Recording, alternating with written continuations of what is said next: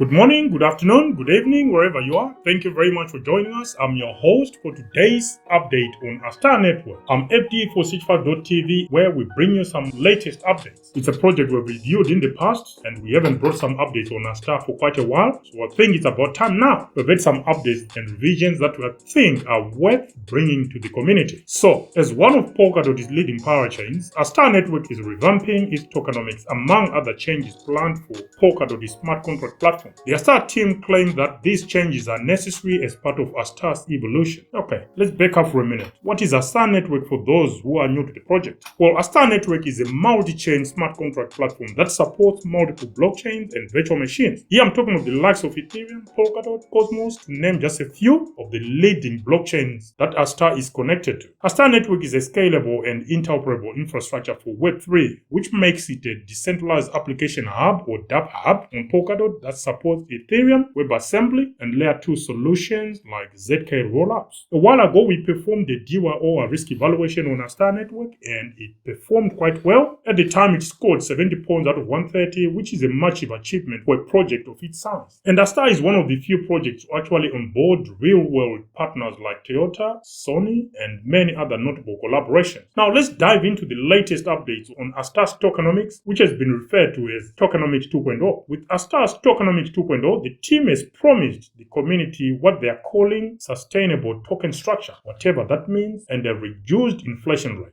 A point of note from our previous DYOR review of Astar was also around tokenomics, especially the lack of a hard cap. Is that been addressed with the so-called Tokenomics 2.0? Keep watching. The TDR of it all is that Astar team is going to dynamically adjust the rate of Astar's emissions, in part by introducing a banning mechanism and to achieve greater balance and alignment of incentives between builders and stakers participating in the dApp staking system, even as the network grows. Now, let's review what this all means. One of the key tenets to the new tokenomic model is the deliberate increase in the portion of blockchain emissions allocated to dApp builders, which the team claim will create a more consistent reward structure across different tiers of decentralized applications that also scale as they grow. For example, where treasury rewards used to be around 10.5% per block, this has now been reduced to 5%. Okay? The team claims this reduction ensures a more equitable distribution of resources within the system, striking a balance between incentivizing participants and promoting growth. Collators on AstarNetwork used to receive approximately 5% under the previous tokenomics regime, but this will now come down to 3.2% under Tokenomics 2.0.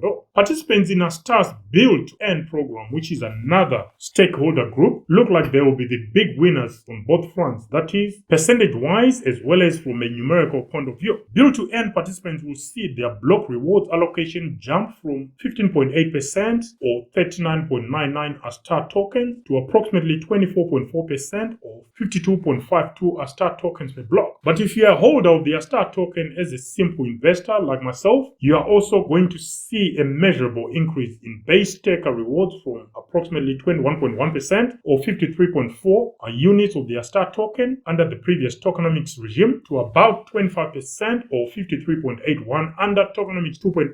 So that is a small improvement there. The previous tokenomics regime included a banning mechanism, and another banning mechanism has now been introduced to bolster emission reduction within the proposed Tokenomics 2.0 model. By effectively reducing the Astar emissions rate, the ban mechanism plays an important role in the new model, in part by removing incentives from circulation when they haven't been allocated effectively, but also by reducing the dilution of value. Now, I was under the impression that the Astar team weren't aware that their tokenomics sucked in the first place, but maybe I was wrong, or was I? They knew all along, but are these latest changes worth it, or do they go far enough? That is the big question. They go far enough. In summary, the Astar Tokenomics 2.0 model attempts to create a stronger foundation for long-term growth and appreciation of network value through a more optimized distribution of block emissions, a dynamic inflation rate aided by ban mechanisms, and a tiered dApp staking incentive system for building designed to grow as they do. These changes will foster a healthier economic ecosystem, benefit all network participants, and encourage sustainable development. That's the summary, right? No, scratch that. That's the team's own conclusion. My conclusion? these latest changes to Astar's tokenomics are junk. They're not good enough, and the team, I think they missed an opportunity here. Of primary importance for me would have been capping the maximum supply. That is just me. That said, I view this as a missed opportunity anyway. In an industry that continuously innovates, better crypto projects are coming along with superior tokenomics, I hope. And if that happens, AstarNetwork could be left behind forever. And just being Japan's most popular smart contract blockchain, supporting both EVM and WebAssembly environments and interoperability between them using cross virtual machine will be pointless in that case. It won't be enough and it will be pointless. So I guess it's back to the drawing board if the Astar team is actually serious about making effective changes to their tokenomics model. Will I be investing in Astar in a big way? What do you think? Until the next video, guys, I'm your host, FD for SaferTV, signing out for now. Bye.